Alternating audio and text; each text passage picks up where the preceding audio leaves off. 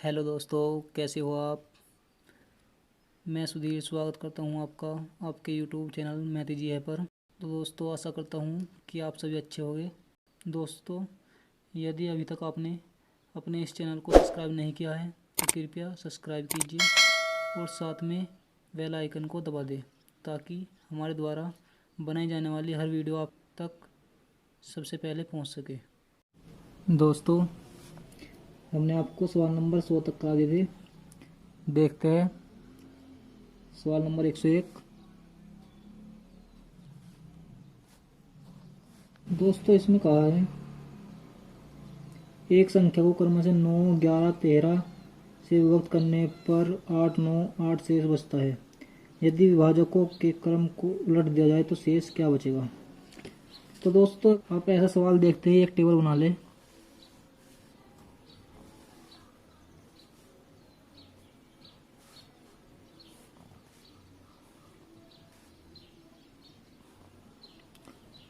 और दोस्तों, जितने भी उन्होंने भाजक दिए हैं उनको यहाँ पर ऐसे लिख ले, 9, 11, 13। और जितने भी शेष बचे हैं क्रम से उनको ऐसे लिख ले, 8, 9, 8।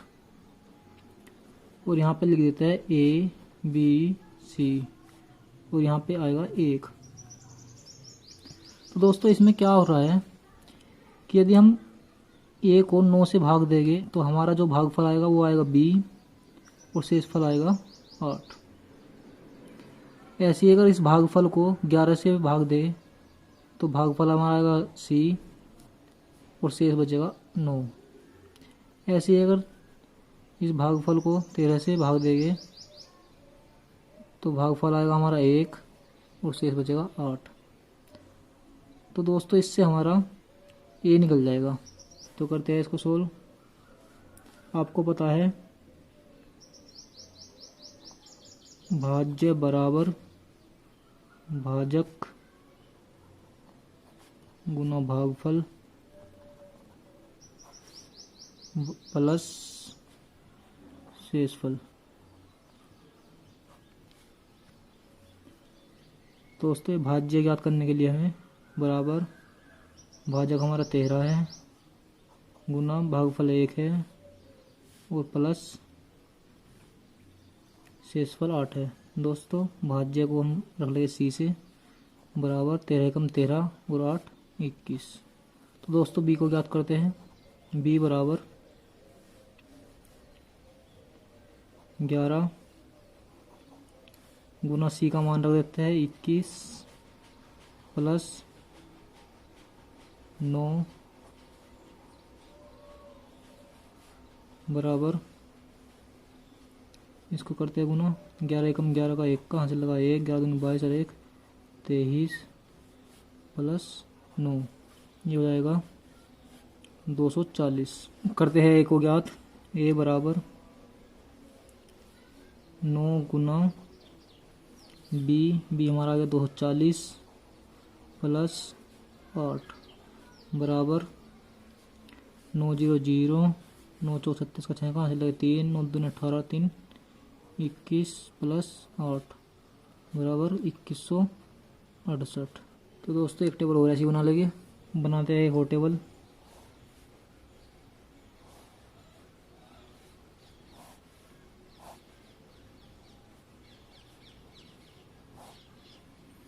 रखते हैं यहाँ पर 2168। दोस्तों, उन्होंने कहा है यदि भाजक को क्रम से पलट दिया जाए तो यहाँ पर आ जाएगा 13, यहाँ पर आ जाएगा 11 और यहाँ पर आ जाएगा 9। तो दोस्तों, उन्होंने कहा शेषफल क्या बचेगा। करते हैं इसको 13 से भाग, 13 कम 13 बच गया 8, उतार लिया 6 का, ये हो गया हमारा 86, 13 छिक्का 78 बच गया 8, उतार लिया 8 का, ये हो गया 88 और 13 छिक्का 78, ये बच गया हमारा 10। करते हैं इसको 11 से भाग, 11 कम 11 बच गया 5, उतार लिया 6 का, 11 पंजे 55 बच गया 1 शेष। दोस्तों, अब इसमें 9 से भाग देते हैं, 9 कम 9 बच गया 6। तो दोस्तों इसका आंसर हो जाएगा 10, 1, 6। Answer number C. करते हैं अगला सवाल। सवाल नंबर 102। इसमें कहा है 17 की पावर 200 को 18 से भाग देने पर शेषफल क्या आएगा। दोस्तों 18 से भाग देने पर शेषफल क्या आएगा। दोस्तों एक नियम है x की पावर n माइनस 1। यदि इसमें n एक सम संख्या है तो यह सदैव x प्लस 1 से पूर्णतः विभाजित होगा। तो दोस्तों इसमें देखते हैं, यदि हम इसमें से एक घटा दें तो यह भी 18 से विभाजित होगा। देखते हैं 17 की पावर 200 माइनस 1। तो दोस्तों 17 प्लस 1 बराबर 18। तो दोस्तों ये भी आपका 18 से पूर्णतः विभाजित होगा। तो दोस्तों इसका मतलब हुआ कि ये जो संख्या है इसमें एक फालतू है, क्योंकि एक को घटाते ही 18 से विभाजित है। तो दोस्तों इसीलिए हमारा एक शेषफल बचेगा। शेषफल बराबर 1। Answer number A. दोस्तों आप सोच रहे होंगे कि ये फॉर्मूला आ कहाँ से गया। दोस्तों याद रखना ये n बराबर सम संख्या के लिए है। तो हम इसको चेक करके देखते हैं। यहाँ पर हम x बराबर रखते हैं 2 और n बराबर भी 2।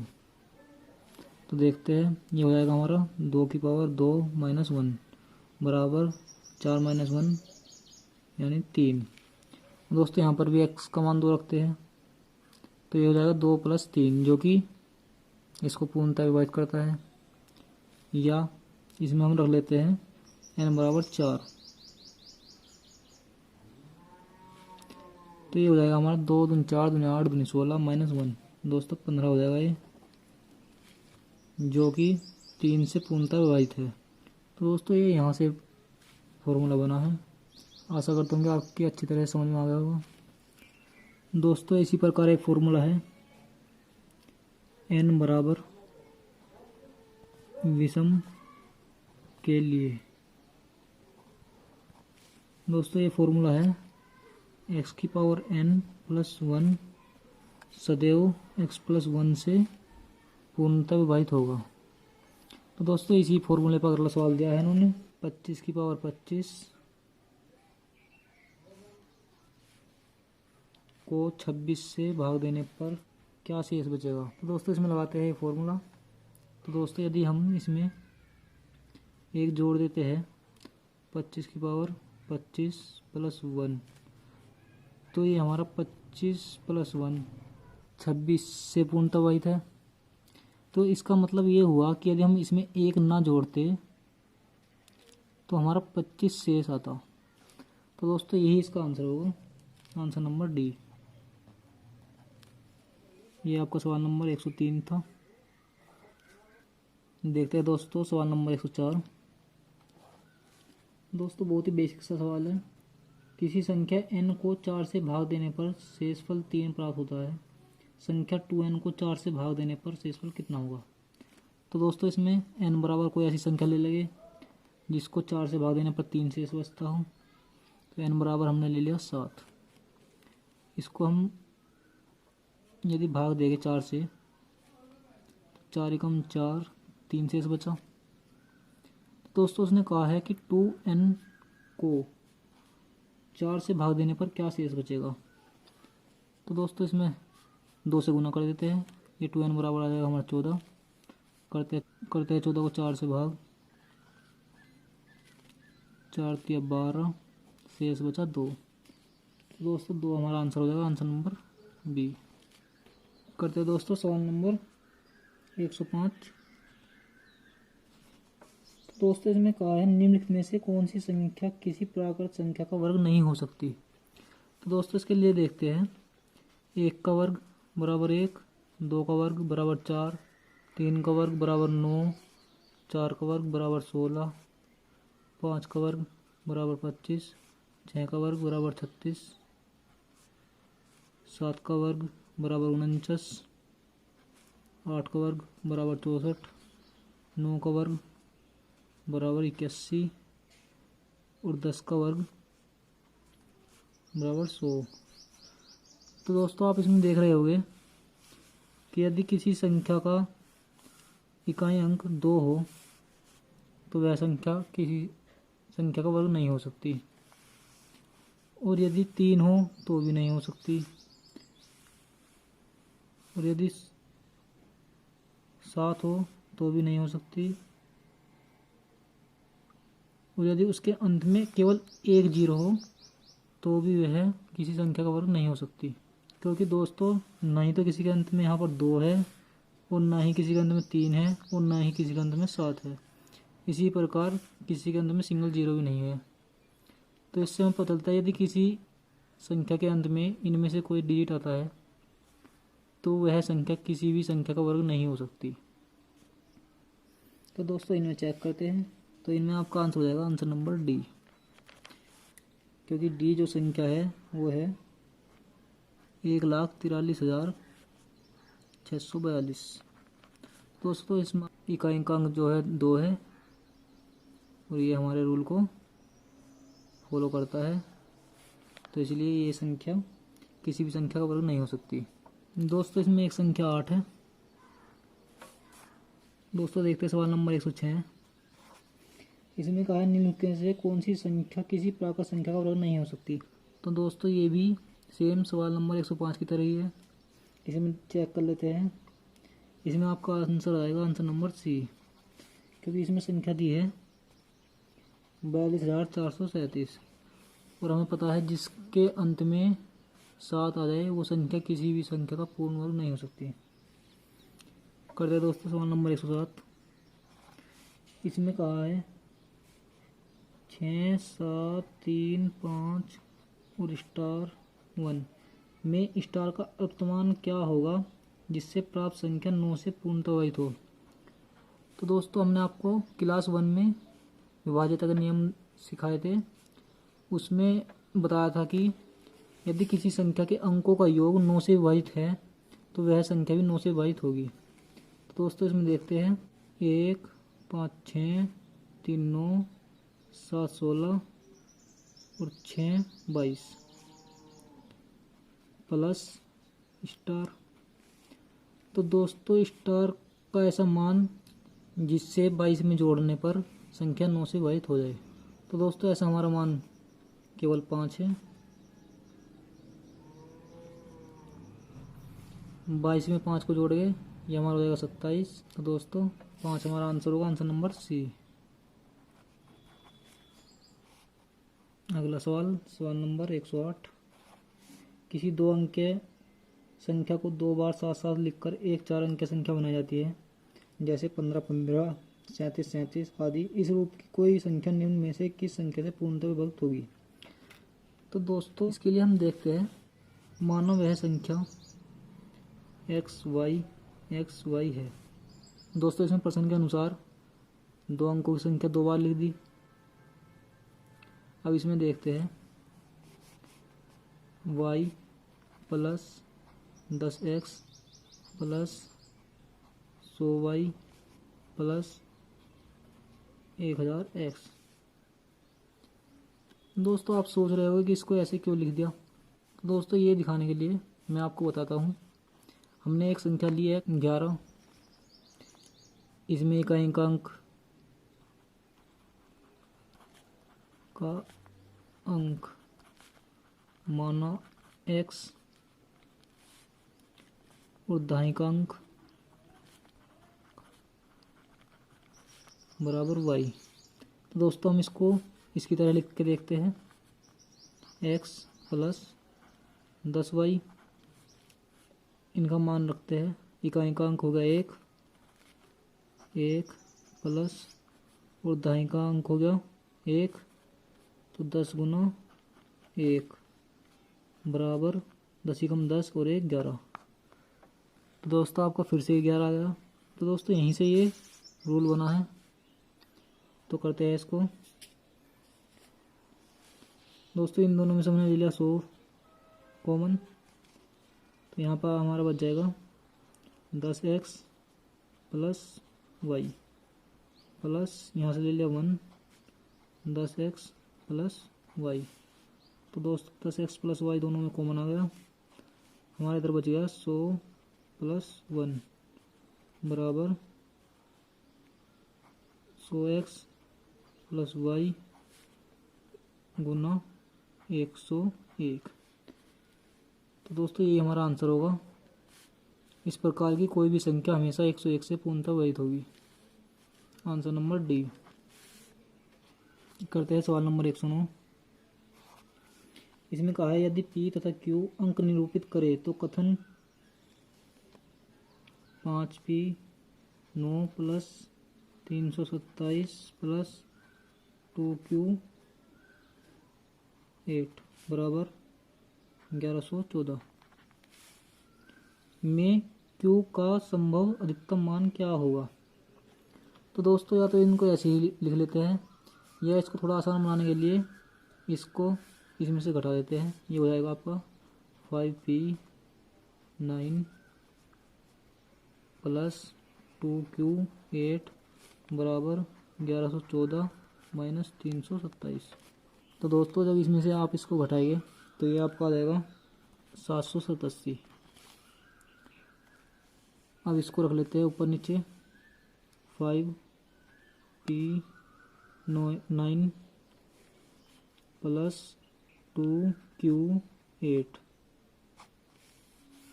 इसका मान है 787। तो दोस्तों यहाँ पर आप देखते हैं 9 और 8 17 का 7 का वहाँ से लगा 1 और आपको इधर दिखाई दे रहा होगा 5 और 2 7। तो इधर तो आपका ये फिक्स है, तो आपको इसमें Q का अधिकतम मान देखना है। तो दोस्तों Q का अधिकतम मान तब आएगा जब P बराबर 0 होगा। P बराबर रख दिया हमने 0 और 1 हमारे पास हासिल का है। तो दोस्तों 8 बनाने के लिए Q का मान हमें रखना होगा 7। तो दोस्तों यही इसका अधिकतम मान होगा। आंसर नंबर सी, Q बराबर 7। करते हैं सवाल नंबर 110। संख्या 5,02,789 में कम से कम क्या जोड़ा जाए कि योगफल 4 से पूर्णतः विभाजित हो। तो दोस्तों हमने क्लास 1 में आपको समझाया था 4 से विभाजित के नियम। तो दोस्तों उसके लिए हमें केवल आखिरी के 2 अंकों को देखना है। तो इसमें हम 4 से भाग देकर देखते हैं। 4 दूनी 8 और 4 दूनी 8, 1 शेष बचा। दोस्तों यदि हम इसमें 3 और ऐड कर देंगे तो ये हमारा 4 से पूर्णतः विभाजित होगी। तो दोस्तों इसका आंसर हो जाएगा आंसर नंबर ए। करते हैं सवाल नंबर 111। 8,03,642 में कम से कम क्या जोड़ा जाए कि योगफल 11 से पूर्णतः विभाजित हो। तो दोस्तों हम इसको नियम से भी कर सकते हैं और मैं आपको बता दूं यदि आपके नियम याद नहीं रहता तो आप सीधे ऐसे भाग करेंगे। 11 सत्ते 77, 3 बचा तो अल्लाह 3 का, 11 33 तो अल्लाह 6 का, 0 लगाए तो अल्लाह 4 का, 11 पंजे 55 बचे 9 उतार 2 का, 11 अट्ठे 88 बच गया 4। तो दोस्तों हम इसमें यदि 7 और जोड़ दें तो हमारा 11 बन जाएगा जो कि 11 से विभाजित हो जाएगी। तो दोस्तों 7 ही इसका आंसर होगा। Answer number C. दोस्तों आप इस विधि से किसी भी इस प्रकार के सवाल को कर सकते हो चाहे आपके रूल याद हो या ना हो, इसीलिए मैंने आपको ये बिना रूल के करके दिखाया है। देखते हैं दोस्तों सवाल नंबर 112। इसमें कहा है 156 स्टार 942 में लुप्त अंक ज्ञात करें जिससे यह संख्या 11 से पूर्णतः विभक्त हो। दोस्तों 11 से पूर्णतः विभक्त का नियम है कि विषम स्थानों के अंकों का योग और सम स्थानों के अंकों का योग का अंतर या तो 11 से विभाजित हो या वह 0 हो, तो पूरी संख्या भी 11 से विभाजित होगी। तो दोस्तों इसमें देखते हैं 2 9 11 6 17 और 1 18 माइनस 4 और 5 9 प्लस स्टार। तो दोस्तों यदि हम स्टार की जगह कोई भी संख्या रखते हैं तो इनका अंतर तब भी 11 नहीं आएगा, तो इसीलिए हम स्टार की जगह 9 रख देते हैं, इससे इनका अंतर 0 आ जाएगा और ये संख्या भी पूर्णतः वैध होगी। तो दोस्तों इसका आंसर हो जाएगा आंसर नंबर डी। करते हैं सवाल नंबर 113।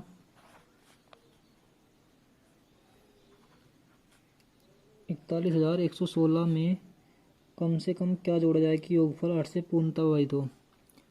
तो दोस्तों हमने आपको क्लास 1 में 8 से विभाजित का नियम बताया था। इसके लिए हमें केवल आखिरी के 3 अंकों को देखना है। यदि 3 अंक हमारे 8 से विभाजित होते हैं तो पूरी संख्या भी 8 से विभाजित होगी। तो देखते हैं इसको। 8 ही कम 8, शेष बचे 3, उतार ले 6 का, 8 चौक 32, शेष बचे 4। तो दोस्तों इसमें न्यूनतम संख्या 4 जोड़ने पर यह पूरी संख्या भी 8 से विभाजित होगी। तो दोस्तों इसका आंसर हो जाएगा आंसर नंबर सी। करते हैं दोस्तों सवाल नंबर 114। 1y 3y 6 पूर्णतः 11 से विभक्त हो तो y का मान क्या होगा। तो दोस्तों लगा देते हैं 11 से विभाजित का नियम। इनको जोड़ देते हैं 6 3 9 और 1 10 माइनस y प्लस y। तो दोस्तों y का ऐसा मान केवल 5 ही है जिससे ये 11 से पूर्णतः विभाजित होगी। 5 प्लस 5 10 माइनस 10। दोस्तों रखते हैं 5 प्लस 5 10 माइनस 10 बराबर 0, जो कि 11 से विभाजित के नियम को पूरा करती है। तो इसका आंसर हो जाएगा आंसर नंबर डी। करते हैं सवाल नंबर 115। यदि संख्या 48 32 7 स्टार 8 पूर्णतः 11 से विभक्त हो तो स्टार का मान क्या होगा। तो दोस्तों इसमें लगाते हैं 11 से विभक्त का नियम। इनको जोड़ देते हैं 8 7 15 3 18 4 22 माइनस 8 2 10 प्लस स्टार।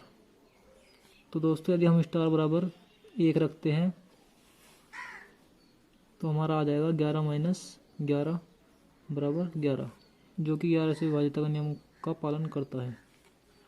तो ये हमारा आंसर हो जाएगा आंसर नंबर डी। करते हैं सवाल नंबर 116। स्टार का छोटे से छोटा मान क्या होगा कि संख्या 6 7 3 5 स्टार 1 पूर्णतः 9 से विभक्त हो। लगाते हैं इसमें 9 से विभाजित का नियम। 9 से विभाजित का नियम कहता है कि सभी संख्या को जोड़ने पर मान 9 से पूर्णतः विभाजित हो।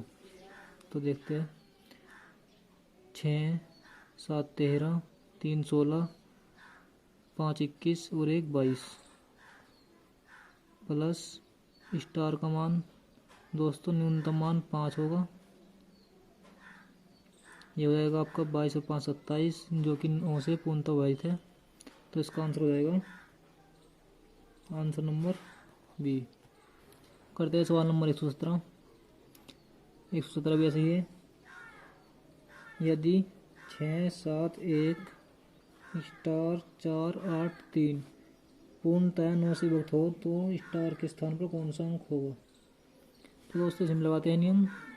3 और 8 11 4 15 16 7 23 और 6 29 प्लस स्टार। तो दोस्तों यदि हम स्टार के स्थान पर 7 रखते हैं तो हमारा हो जाएगा ये 36, जो कि 9 से पूर्णतः विभक्त है। तो दोस्तों ये इसका आंसर होगा, आंसर नंबर सी।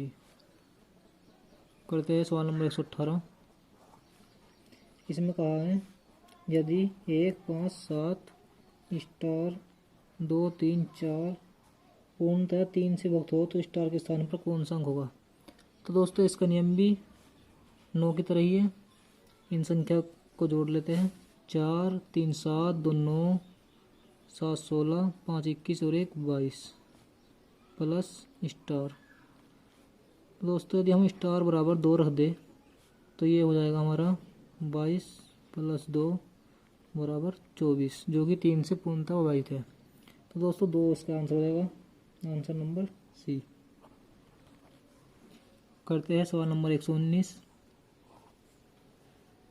निम्नलिखित से कौन सी संख्या 18 से विभक्त नहीं होती। 18 से विभाजित के नियम को देखने के लिए हमें 9 और 2 का नियम देखना होगा। 2 का नियम कहता है कि यदि अंत में या तो 0 हो या अंतिम अंक सम हो तो 2 से विभाज्यता होगी। और 9 का नियम कहता है यदि किसी संख्या के अंकों का योग 9 से विभाजित है तो वह संख्या भी 9 से विभाजित होगी। तो दोस्तों इनमें हम यदि चेक करेंगे तो हमें डी आंसर दिखाई दे रहा है 65 0 43। दोस्तों इसमें अंतिम अंक विषम है जो कि 2 से विभाजित नहीं होता, तो इसलिए इसका आंसर आ जाएगा। दोस्तों इसमें ध्यान रहे कि ये संख्याएं हमेशा आपस में सहअभाज्य होनी चाहिए। देखते हैं अगला सवाल, सवाल नंबर 120। निम्नलिखित में से कौन सी संख्या 24 से पूर्णतः विभक्त होगी। तो दोस्तों इसमें 8 और 3 का नियम देखना पड़ेगा क्योंकि ये संख्या आपस में सहअभाज्य है। तो करते हैं इसमें चेक। 8 का नियम कहता है यदि किसी संख्या के अंतिम 3 अंक 8 से विभाजित हो तो वह पूरी संख्या भी 8 से विभाजित होगी।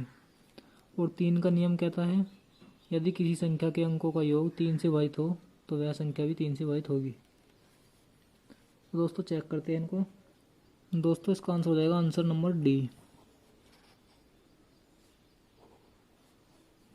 इसमें संख्या दी है 31 25 736। तो दोस्तों इसमें चेक करते हैं हम।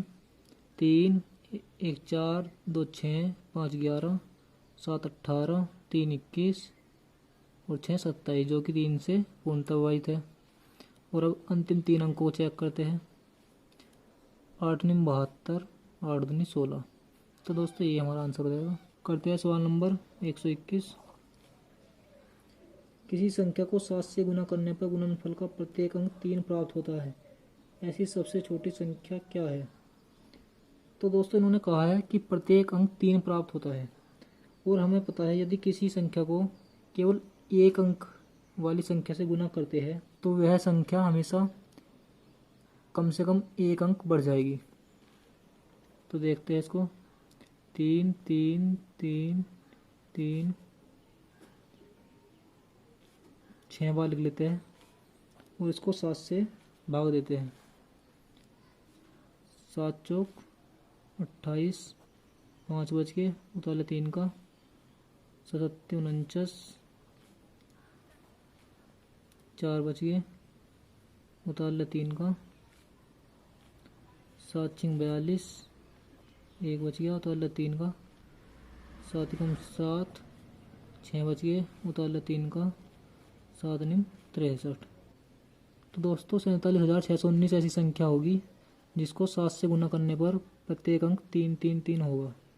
ये रहेगा आपका आंसर नंबर सी। करते हैं सवाल नंबर 122। 1 से 200 के बीच कितने पूर्णांक है जो 2 तथा 3 दोनों से विभक्त होंगे। तो दोस्तों जो संख्या 6 से विभक्त होगी वह संख्या 2 और 3 दोनों से भी विभक्त होगी। तो दोस्तों इसको चेक करने के लिए 200 को 6 से भाग देते हैं। 36 18 बचे 2 उतार लीजिएगा 6 18। तो दोस्तों 33 ऐसी संख्या है जो 2 तथा 3 दोनों से विभक्त होगी। Answer number D. देखते हैं सवाल नंबर 123। एक संख्या को 13 से विभक्त करने पर एक शेष बचता है। यदि भागफल को 5 से विभक्त करें तो शेष 3 बचता है। यदि इस संख्या को 65 से भाग दे तो शेषफल क्या होगा। तो दोस्तों ये सवाल नंबर 101 की तरह होगा। इसमें टेबल बना लेंगे।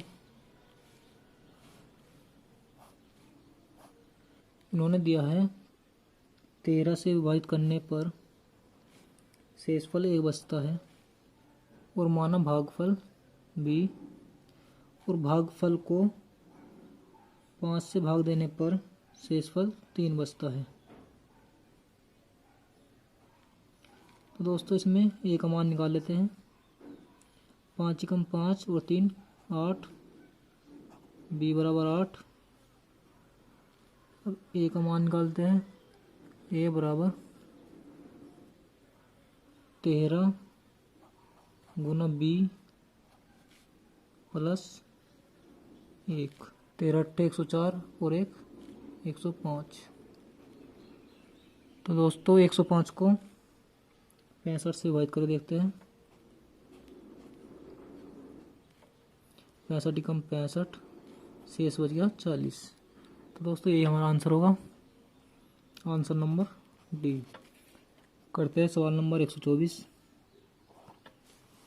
किसी संख्या में 7 जोड़कर योगफल को 5 से गुना करके गुणनफल को 9 से भाग देते हैं। इस प्रकार प्राप्त भागफल में से 3 घटाने पर 12 शेष बचते हैं। शेषफल कितना होगा। दोस्तों इन्होंने सवाल में गलत दिया है। इसमें संख्या बतानी है, संख्या क्या होगी। इसको ठीक कर लेना। तो देखते हैं। माना संख्या बराबर x। इन्होंने कहा है संख्या में 7 जोड़कर योगफल को 5 से गुना करके गुणनफल को 9 से भाग देने पर प्राप्त भागफल में से 3 घटाने पर 12 शेष बचते हैं। दोस्तों 12 शेष बचते हैं भागफल में से 3 घटाने पर। यदि 12 में 3 जोड़ दे तो ये हमारा भागफल हो जाएगा 15। तो इसको करते हैं सोल्व। 5x प्लस 35 बराबर 15 निम्न 135। इसको इधर घटाते हैं। 5x बराबर 100, x बराबर 20। तो दोस्तों ये हमारा आंसर हो जाएगा। Answer number A. करते हैं सवाल नंबर 125। किसी संख्या को 4 से भाग देने पर शेषफल 2 प्राप्त होता है। इससे प्राप्त भागफल को 5 से भाग देने पर शेषफल 3 प्राप्त होता है। इस प्रकार प्राप्त भागफल को 6 से भाग देने पर शेषफल 5 प्राप्त होता है। यदि अंतिम भागफल 7 हो तो संख्या क्या थी। तो दोस्तों इसको भी करेंगे सवाल नंबर 123 की तरह। बनाते हैं इसमें भी टेबल।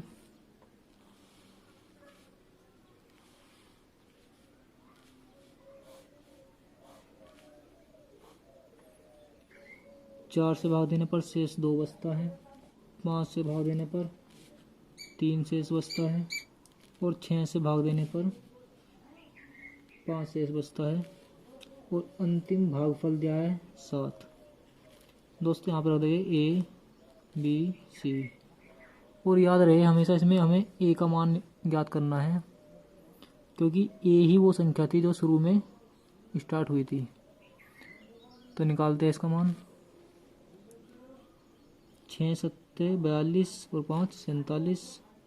सी बराबर 47। कहते हैं बी बराबर 5 गुना 47 प्लस 3 बराबर 238। ए बराबर 4 गुना 238 प्लस 2 बराबर 954 आ जाएगा। तो दोस्तों ये हमारा आंसर होगा। Answer number B. करते हैं 126। 4 प्राकृत संख्या इस प्रकार है कि उन्हें 3 3 करके जोड़ने पर योग क्रम से 180, 197, 208 तथा 222 प्राप्त होता है। इन संख्याओं का माध्य क्या होगा? दोस्तों मान लिया संख्या हो गई हमारी x या a, b, c और d। दोनों कहा है तीन तीन संख्या को जोड़ने पर a plus b plus c बराबर 180, b plus c plus d बराबर 197, c plus d plus a बराबर 208 और d plus a plus b बराबर 222। तो दोस्तों यदि हम इन सभी को एक साथ जोड़ते हैं तो ये हमारा आ जाएगा 3 इंटू ए प्लस बी प्लस सी बराबर, और इनको जोड़ते हैं 7, 8, 15, 2, 17 का 7 का हासिल लगे 1, 9, 9, 18 और 2, 20 की 0 हासिल लगे 2, 1, 2, 4, 6 और 2, 8, 807। 3 से इसको काटते हैं 3 दूनी 6, 2, 0, 3, 6, 18, 2, 7, 3, 9, 27। तो दोस्तों ए प्लस बी प्लस सी बराबर हमारा आ गया। सॉरी दोस्तों इसमें डी भी है, प्लस डी प्लस डी बराबर 269। तो दोस्तों इनके जो माध्य होगा वो होगा a plus b plus c plus d बटे 4, क्योंकि 4 ही संख्या है तो इसको हम 4 से भाग देंगे, तो इधर भी 4 से भाग देंगे। दोस्तों इन्होंने ऐसे ही दिया है तो हम भी इसको ऐसे ही लिख लेंगे 67 सही 1/4। आंसर हो जाएगा आंसर नंबर डी। करते हैं सवाल नंबर 127। इसमें कहा है 3 अंकों वाली एक संख्या 4a3 को 3 अंकों वाली दूसरी संख्या 984 में जोड़ने पर 4 अंकों वाली संख्या 13b7 प्राप्त होती है जो 11 से विभाज्य है। दोस्तों इसको बताया कि ये 11 से विभाज्य है, और हम जानते हैं 11 से विभाज्य के लिए विषम विषम और सम सम स्थानों के अंकों को आपस में जोड़कर उनका अंतर निकालते हैं। या तो वो 11 से विभाजित आना चाहिए या फिर 0 आना चाहिए, तो वह संख्या भी 11 से विभाजित होगी। तो देखते हैं 7 और 3 10 माइनस 1 प्लस बी। तो दोस्तों बी का समान केवल 9 आएगा, 9 प्लस 1 10 माइनस 10 बराबर 0। तो दोस्तों बी बराबर हो गया हमारा 9। रखते हैं इसमें बी बराबर 9, ये हो जाएगी हमारी 1397।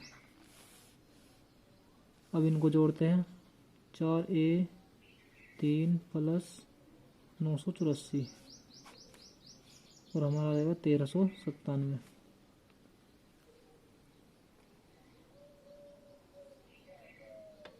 तो दोस्तों आपको दिखा दे रहा होगा 4 और 3 7, 9 और 4 13। तो दोस्तों ए का मान हो जाएगा हमारा ए बराबर 1, 1 और 8 9। तो दोस्तों उन्होंने एक इक्वेशन दी है 3a प्लस 4b बराबर क्या होगा।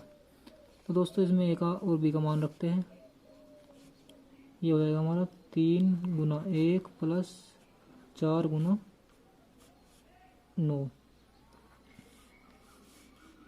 बराबर 3 गुना 3 प्लस 9 चौक 36 बराबर 39। दोस्तों हमारा हो जाएगा आंसर नंबर डी। करते हैं दोस्तों सवाल नंबर 128। इसमें कहा है 2 ऐसी संख्या है कि पहली संख्या को 2 बार तथा दूसरी संख्या को 3 बार जोड़ा जाए तो योग 100 प्राप्त होता है। और इसी प्रकार पहली संख्या को 3 बार तथा दूसरी संख्या को 2 बार जोड़ने पर योग 120 प्राप्त होता है। इनमें बड़ी संख्या कौन सी होगी? दोस्तों हमने माना संख्याएं है x और y। ये कहता है कि पहली संख्या को 2 बार 2x प्लस दूसरी संख्या को 3 बार 3y बराबर 100 मान लेते हैं इक्वेशन 1। और दूसरी बार कहा है इन्होंने पहली संख्या को 3 बार और दूसरी संख्या को 2 बार, तो हमारा मान आता है 120। ये होगी इक्वेशन 2। तो दोस्तों इनको सोल्व करते हैं। पहली इक्वेशन को 3 से गुणा करते हैं और दूसरी इक्वेशन को 2 से। 3 दूनी 6x प्लस 9y बराबर 300। ये हो जाएगा हमारा 6x प्लस 4y बराबर 240। अब पहली इक्वेशन में से दूसरी को घटाते हैं, माइनस माइनस माइनस, इससे ये कैंसिल। तो हमारा यहाँ बचेगा 5y बराबर 60। 5 से 12 बार, तो ये हमारा हो जाएगा y बराबर 12। y का मान यहाँ पर रख देंगे, तो ये हमारा हो जाएगा 2x प्लस 36 बराबर 100, या x बराबर जो इसमें से घटाएंगे 64/2, 2 से 32 बार, x बराबर 32। Answer number A. करते हैं सवाल नंबर 129। इसमें कहा जब एक विद्यालय के सभी छात्रों को 54 छात्रों की पंक्तियों में खड़ा किया जाता है तो 30 पंक्तियाँ बनती है। यदि इन्हें 45 छात्रों वाली पंक्तियों में खड़ा किया जाए तो ऐसी कितनी पंक्तियाँ बनेगी? दोस्तों माना x पंक्तियाँ बनेगी, माना x पंक्तियाँ बनेगी, तो ये हो जाएगा 54 गुना 30 बराबर 45 गुना x का मान निकालना है। x बराबर 54 गुना 30 डिवाइड बाई 45। 9 6 54, 9 पंजे 45, 5 6 30। x बराबर हो जाएगा हमारा 36। दोस्तों ये हमारा आंसर होगा, आंसर नंबर सी। करते हैं सवाल नंबर 130। इसमें कहा है 5,97,523 में 7 के स्थानीय व जातीय मान में कितना अंतर होगा? दोस्तों ये मैंने आपको क्लास 1 में समझाया था कि स्थानीय मान और जातीय मान क्या होता है। इसमें हमारा स्थानीय मान हो जाएगा 7 का 7000 माइनस, और 7 का जातीय मान खुद का ही मान होता है 7 बराबर, ये हो जाएगा हमारा 6993। तो दोस्तों आंसर हो जाएगा आंसर नंबर सी। करते हैं सवाल नंबर 131। इसमें दिया है 6,47,135 में 7 तथा 3 के स्थानीय मानों का अंतर। तो दोस्तों इसमें 7 का स्थानीय मान हो जाएगा 7000 माइनस 3 का स्थानीय मान हो जाएगा 30 बराबर, ये हो जाएगा 6970। Answer number D.